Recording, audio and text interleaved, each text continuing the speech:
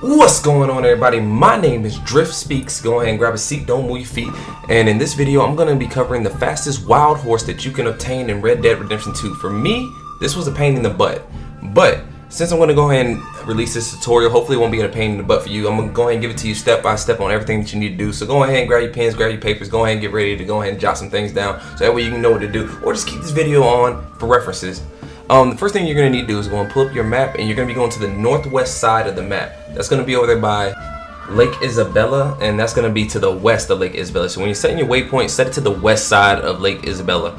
And the next issue that you're going to run across is the distance in getting there. Another thing is that you want to take into account the weather. It's going to be cold and wintry over there, so you want to make sure that you dress warmly, because apparently in this game they tried to make it really lifelike, where you experience cold, you experience heat. So make sure that you're wearing something very warm, otherwise your health will be taking a toll on it. So next thing you need to do is get over there. Now if you're like me, I was in Emerald Ranch. That's a long distance. What I did was I set a waypoint, and then I went ahead and set up the cinematic screen, which is what you're seeing right here. So what you have to do is go to your map, set a waypoint, hop on your horse, start riding in the direction. If you're on PlayStation 4, you're gonna hold the control pad, and it'll turn into a cinematic video of you riding towards the waypoint. That was a lifesaver. I set that up and walked off and came back, and I was there. So hopefully it'll do the same for you. And as far as your Xbox players, I don't know what your button's gonna be, but hey, good luck to you. Once you arrive at this location, the horse may not be there at the very beginning. Like for me, the horse was not there, and I was looking around, I couldn't find it. It said that legendary areas or legendary animals were in the area, but it was unruly because of like something to do with like activity in the area. So what I had to do was I had to camp. I set up camp and I took a nap. I think I took like a quick nap or whatever, and I made sure that my nap lasted till the next morning, so that way I had a whole fresh day. And I ended up finding the horse. So once I found the horse, it became a matter of taming the horse now, which is all in baby steps. I'll be doing a master guide on how to tame a horse and break a horse, so that way you can go ahead and own any horse that you want.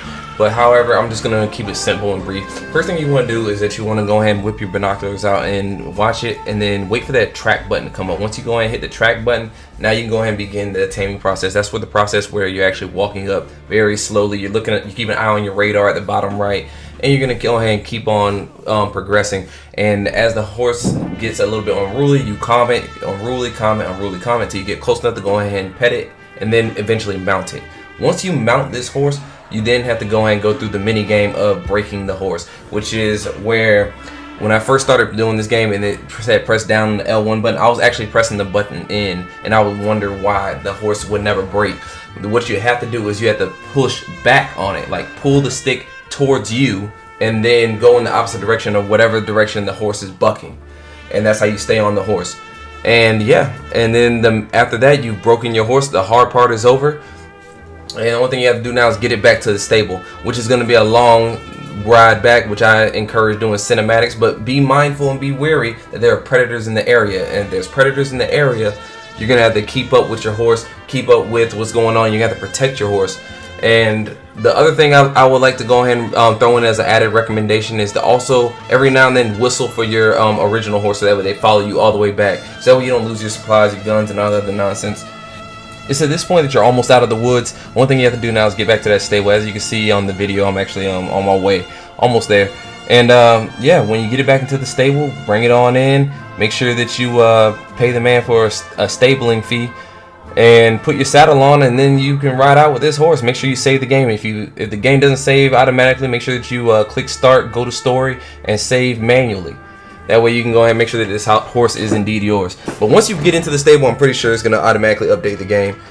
And that's going to be it for the video. I hope you enjoyed it. If you did enjoy it, make sure you leave a like and consider subscribing to my channel. It's a great community over here. I make sure I do live streams every week, as well as I plan on doing a follow-up video for a mastery of how to break any horse in this game, so that way you can obtain any horse out that you find in the wild or free roam. And yeah, this has been DriftSpeaks. You can go and get up out the seat, move them feet. I look forward to seeing you in my next video.